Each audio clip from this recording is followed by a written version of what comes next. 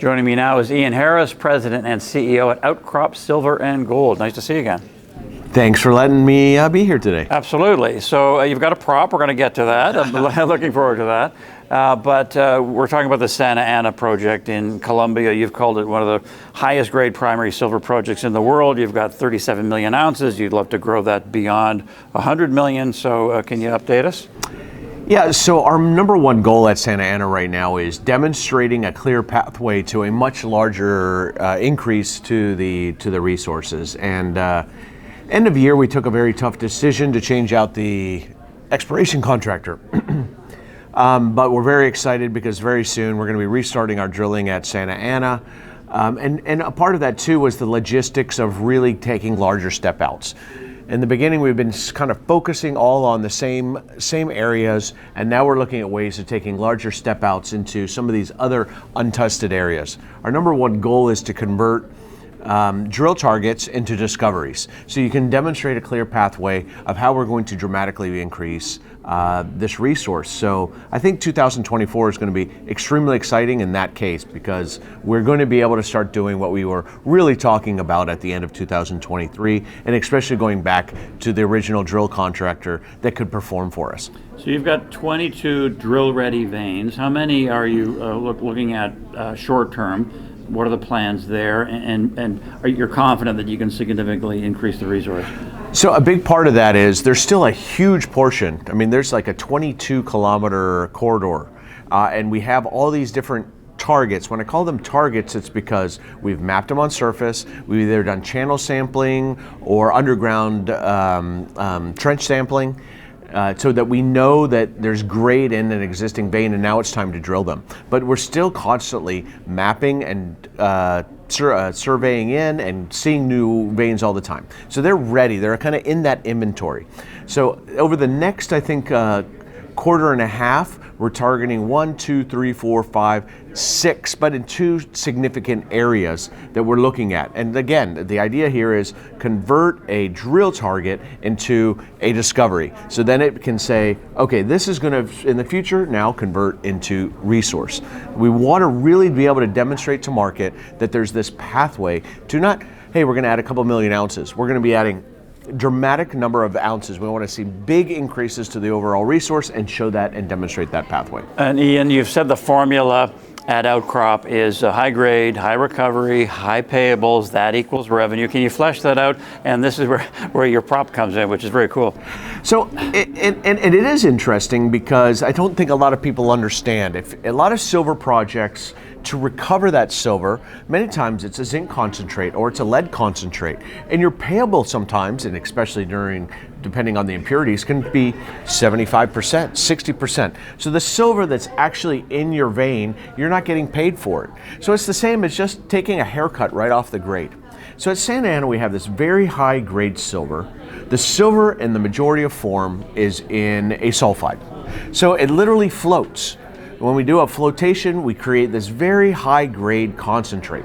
And what I've been telling a lot of people is the neat thing about that is you get a very high payable. And it's such high grade that concentrate can be converted directly into doré. That would be ideal because when it gets into a bar, you're going to get paid 98 to 99%.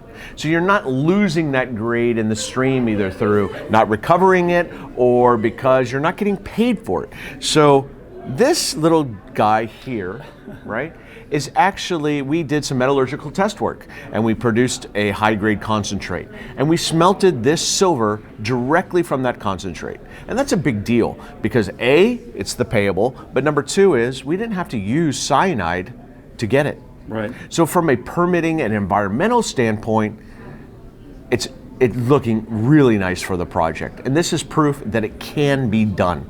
You really can take high grade, high recovery, and high payable. And what's important about that is because it decouples the project to scale. Sometimes projects need these big scales in order to hit the economics that they need. But because we have high grade, high recovery, and high payable, we can really start at a smaller scale, which has really been the success formula for a lot of projects in Colombia. Even big ones that we know like Buritica and Marmato, etc., they started at smaller scale and grew to now they're producing 200,000 ounces of gold a year. And that's really the formula we'd like to follow also at Santa Ana. And having that trifecta, I call it, helps make that happen. And you've said that you've considered a pilot project to de-risk the story. So is that ongoing? Yeah, we're actually moving forward with that.